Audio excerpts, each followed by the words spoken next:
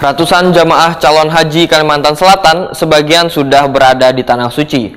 Wayah ini suhu di Arab Saudi mencapai 59 derajat Celcius, sehingga sabarataan jamaah calon haji Kalimantan Selatan lainnya yang masih di Banua diingatkan memperhatikan himbauan terkait penggunaan alas bati sendal ketika hendak keluar. Demikian dipadahkan petugas penyelenggara ibadah haji Kalimantan Selatan nang wayah ini berada di Arab Saudi.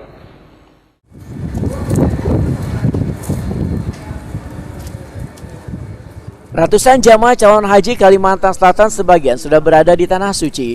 Wayah ini suhu di Arab Saudi mencapai 59 derajat Celcius, sehingga seberatan jamaah calon haji Kalimantan Selatan nang 2 kloter terbang wayah ini sudah berada di Madinah, wan 5 kloter lainnya masih di Banua, diingatkan untuk memperhatikan himbauan terkait penggunaan alas batis ketika hendak keluar atau diminta menggunakan sandal. Demikian diperhatikan petugas penyelenggara ibadah haji Kalimantan Selatan Hidayatur Rahman nang wayah ini berada di Arab Saudi Rabu 15 Juni 2022. Hidayatur Rahman meminta jamaah calon haji kada menyepelekan himbauan ini lantaran sudah ada beberapa jamaah dari daerah lain nang batisnya melepuh hingga dilarikan ke klinik kesehatan haji Indonesia. Petugas haji asal Banjarmasin ini menegaskan sangat penting bagi jamaah untuk mengamankan sendiri alas batisnya supaya kada hilang dengan cara memasukkan ke kantong plastik kemudian dibawa masing-masing.